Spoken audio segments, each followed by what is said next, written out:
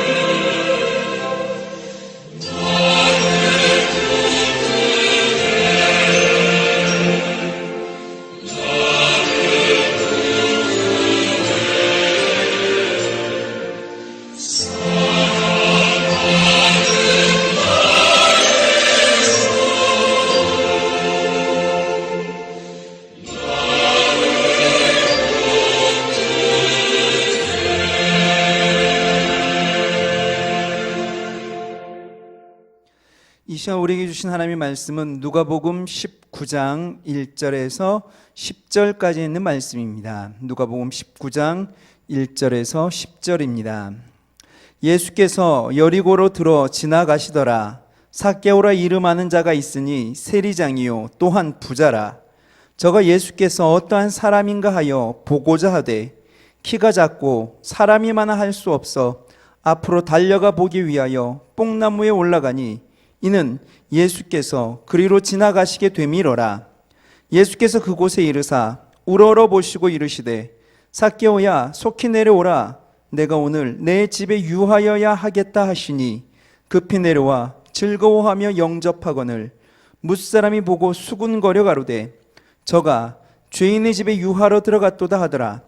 삭개오가 서서 주께 여짜오되 주여 보시옵소서 내 소유의 절반을 가난한 자들에게 주겠사오며 만일 이것을 토색한 일이 있으면 4배나 갚겠나이다. 예수께서 이르시되 오늘 구원이 이 집에 이르렀으니 이 사람도 아브라함의 자손이미로다. 인자에 온 것은 잃어버린 자를 찾아 구원하려 함이니라. 아멘. 오늘 속회공과는 6월 25일자 26과 예수님을 만난 삭개오입니다. 우리 다 함께 말씀 나누기 부분을 읽겠습니다. 우리의 삶은 인생길에서 누구를 만나느냐에 따라 크게 달라집니다.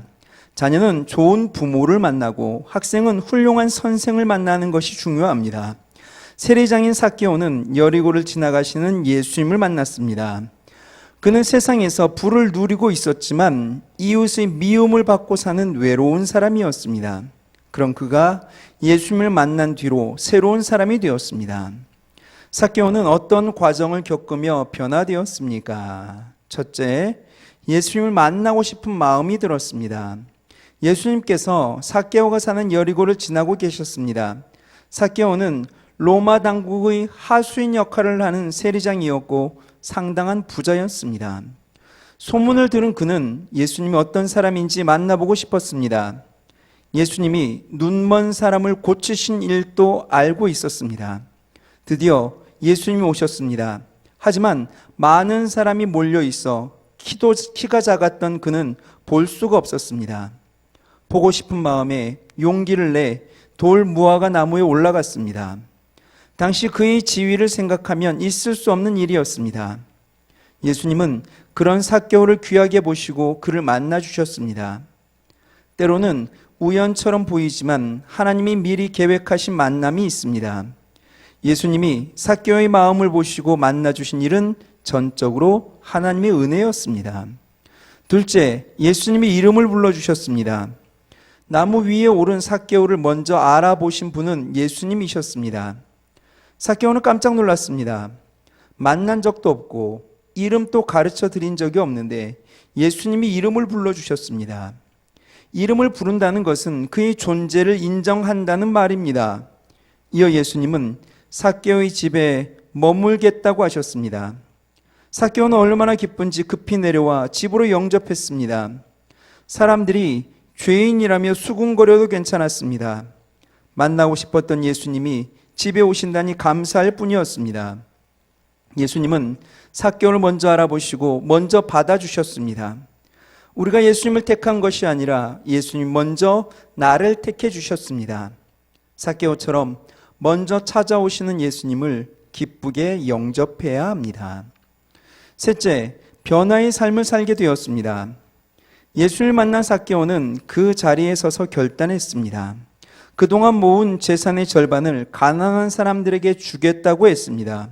만일 누군가의 것을 옳지 않은 방법으로 빼앗은 일이 있다면 4배로 갚겠다고 했습니다. 이는 율법이 정한 규정보다 더 큰 보상이었습니다. 율법이 정한 보상 이상을 배상하기로 한 것은 삭개오가 자신이 받은 은혜를 나눔으로 실천한 것이었습니다. 예수님을 만나자 생긴 변화입니다. 예수님은 오늘 구원이 이 집에 이르렀다고 하시며 그를 아브라함의 자손으로 불러주셨습니다. 이는 하나님과의 관계가 회복되었다는 뜻입니다. 하나님의 은혜는 과거에 지나간 사건이 아니라 현재 일어나고 있는 일입니다. 예수님을 만나면 과거는 치유되고 현재는 회복되며 미래는 약속으로 받습니다. 예수님을 만난 삭개오 역시 자신의 과거를 극복하고 변화된 삶을 살게 되었습니다. 우리도 마찬가지입니다. 예수님을 만나서 변화되는 삶은 우리보다 먼저 우리를 찾아오시는 놀라운 은혜에서 비롯됩니다. 그리고 예수님을 향한 우리의 믿음은 삶을 구체적으로 바꿔주는 힘으로 작용합니다. 예수님이 삭개오의 마음을 알아보신 것처럼 우리의 마음도 보고 계십니다. 삭개오를 변화시키신 예수님은 우리도 변화시키십니다. 아멘. 주님께서 여리고 성에 들어가실 때 삭개오라고 하는 세리장, 부자였던 사람이 주님을 만나게 됩니다. 여리고, 여러분 여리고가 어디에 있습니까? 혹시 기억나십니까? 북쪽 갈릴리 지방에는 어떤 도시들이 있었다고 말씀드렸습니까? 기업과 니은 도시들이 있다고 말씀드렸죠. 가나, 가버나움, 거라사, 가이사레 빌립보, 고라신. 니은 도시는 나사렛, 나인성 이런 곳. 그리고 또 하나만 주의해야 된다고 말씀드렸죠. 국경지대이기 때문에 센 도시가 있다고 말씀드렸습니다. 벳세다. 북쪽 지역은 그렇고요. 가운데 지역은 사마리아 지역입니다. 사마리아는 수가성만 기억하면 된다고 말씀드렸습니다. 혹 하나 더 기억할 게 있다면 똑같은 시옷입니다. 세겜을 기억하시면 됩니다. 남쪽은 유대산지입니다. 유대산지는 이응과 비읍입니다. 예루살렘, 베들레헴. 이응으로 시작되는 것은 예루살렘, 엠마오, 그리고 여리고입니다. 비읍은 베들레헴, 벳박에, 베다니 이런 곳이 있죠. 오늘 이 여리고는 그래서 유대 산지에 있는 지명입니다. 여러분 보통 북쪽 갈릴리에 있는 이들이 남쪽 예루살렘 성전으로 오게 될 때에 가운데에 있는 사마리아 성을 통과하여 오면 가장 빠릅니다. 보통 한 3일 길 정도 걸립니다. 걸어서 와야 되니까요. 그런데 유대인들은 이 사마리아를 통과하는 것을 원하지 않았습니다. 사마리아를 부정한 지역으로 여겼기 때문이죠. 그래서 그들은 우회도로를 선택합니다. 그 우회도로는 요단강을 따라서 내려오는 길입니다. 그리고 그 요단강을 따라서 내려오다가 유대산지에 들어오는데 만나는 첫 성이 여리고입니다. 여기에서 이 여리고에서 예루살렘으로 해서 이렇게 올라가게 되죠. 우리는 보통 유대인들 사마리아를 통과하는 게 싫었기 때문에 이 길을 통과해서 예루살렘으로 간다고 다들 알고 있습니다. 그래서 공과를 준비하면서 재미난 이야기를 보았습니다. 여러분 자료를 찾던 가운데 1세기의 역사가인 요세푸스는 갈릴리 사람들이 절기를 지키기 위해 거룩한 도시로 갈 때에 사마리아 땅을 지나서 갔다라고 명시를 해주고 있습니다. 대부분 요세푸스의 이야기가 정설로 모든 사람들이 많이 생각을 하는데 그도 그럴 것이 이 요단강 길은 사마리아를 경유하여 가는 것보다 40km를 더 가야 됩니다. 40km라고 하면 보통 하루 길입니다. 기온도 높았습니다. 예루살렘까지 가려면 아주 가파른 길로 올라가야 됩니다. 이 여리고라고 하는 도시 자체가 분지인데요. 해수면보다 한 250m 낮은 곳에 있는 도시입니다. 그리고 예루살렘은 산지입니다. 해발 800고지 정도 됩니다. 그러니까 여리고에서 예루살렘까지 한 1km, 1000m 정도를 가파른 길로 올라가야 되는 거죠. 아슬아슬한 협곡이 있습니다. 절벽이 있습니다. 풀 한 폭이 없는 황무지, 바위산 사이로 구불구불한 길을 찾아서 그 예루살렘으로 가야 됩니다. 그래서 실제로는 이 길로 많이 안 다녔답니다. 좌우간 이 여리고라고 하는 도시는 종려나무 성읍입니다. 유대 광야에 있는 가장 크고 아름다운 오아시스 도시입니다. 키가 10m나 넘는 종려나무가 너무나 많습니다. 사막 한가운데에 샘들이 많이 납니다. 그러니까 천연적으로 사람들이 이곳에 거주할 수밖에 없습니다.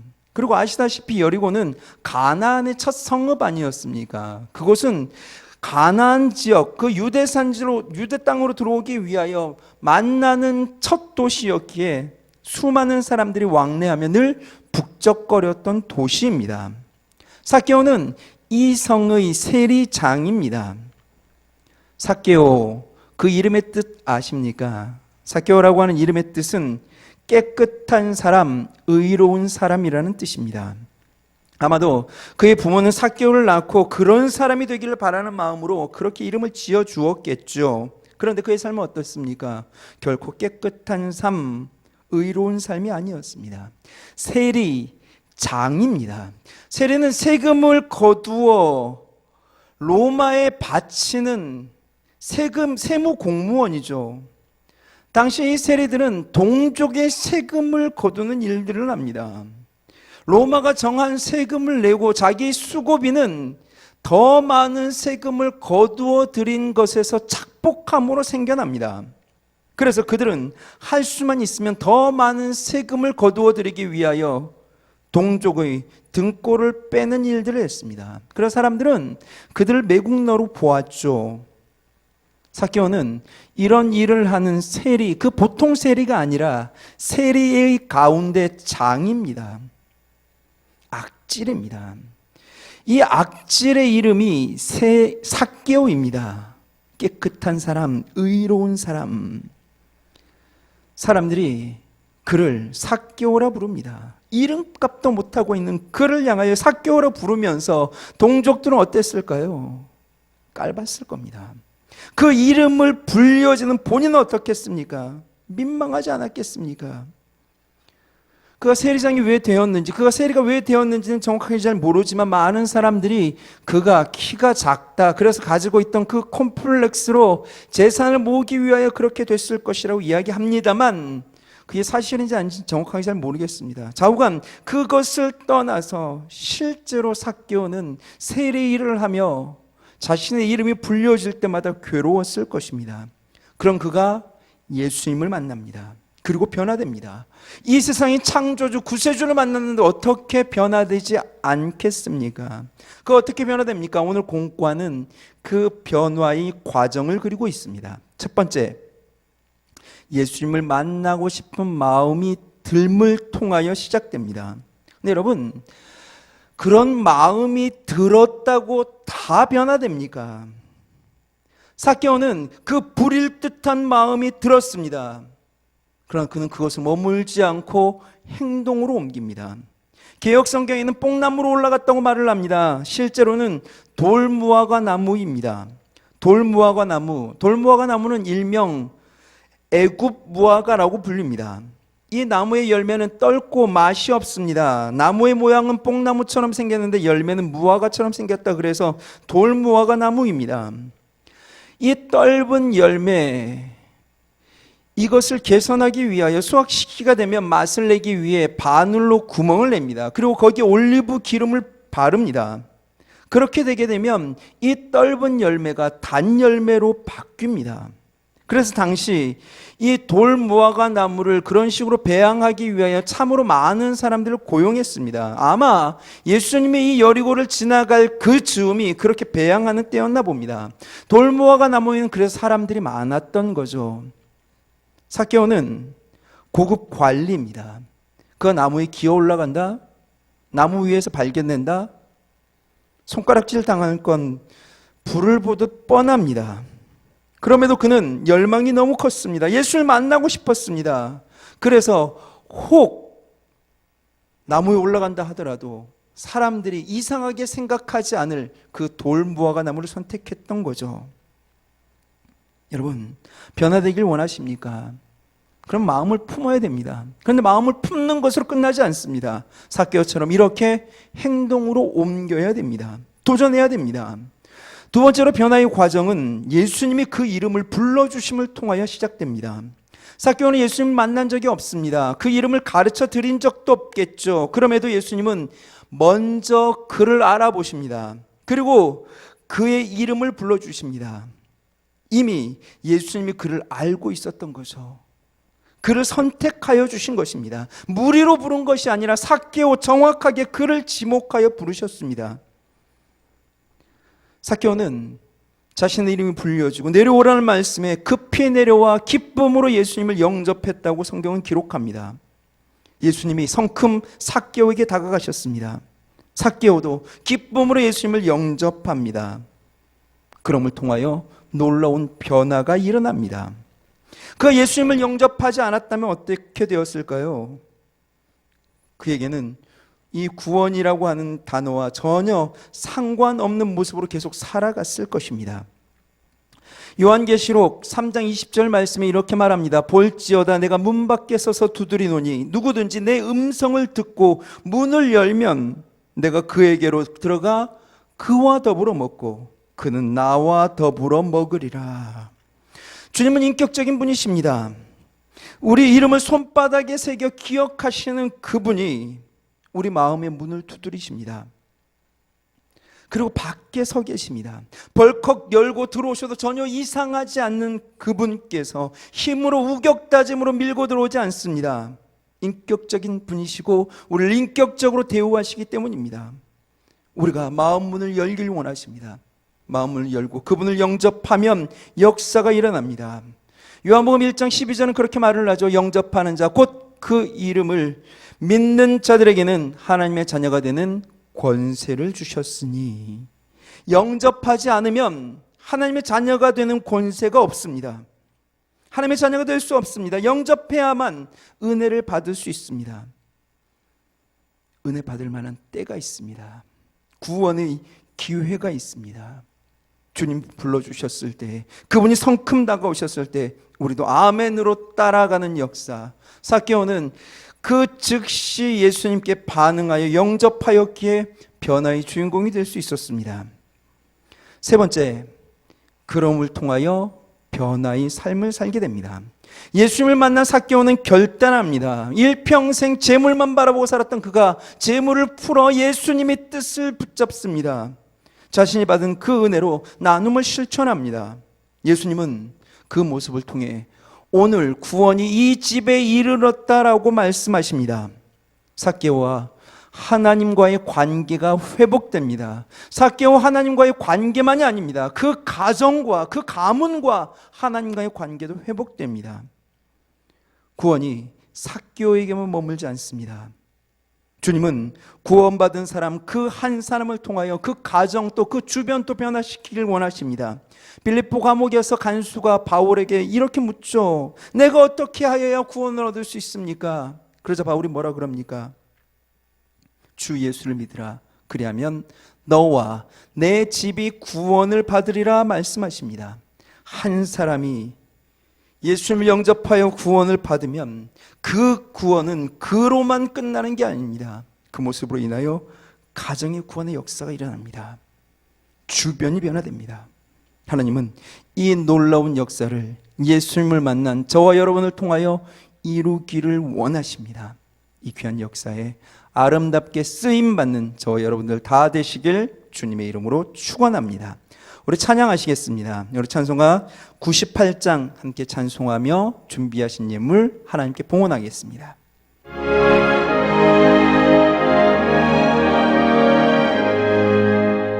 주의 손에 내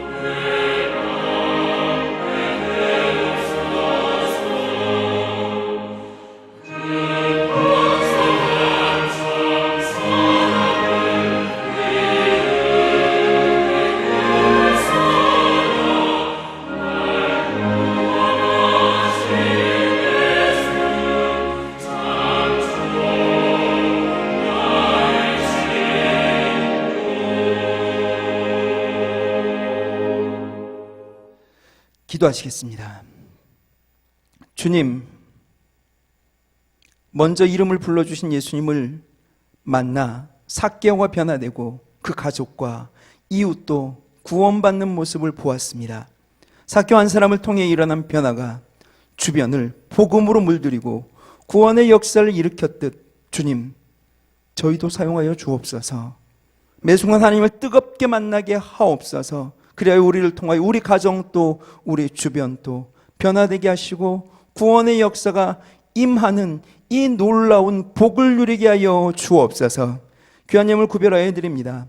사용되어지는 곳에 하나님 나라 이루어지게 하옵소서. 사랑하는 우리 속해 속도원들, 모든 가정, 모든 교구 동일한 은혜로 채우시고 역사하여 주시사 날마다 주님과 더불어 나아가는 그 동행의 은총이 삶 속에 드러나는 아름다운 복으로 하나님께 영광이 되게 하여 주옵소서.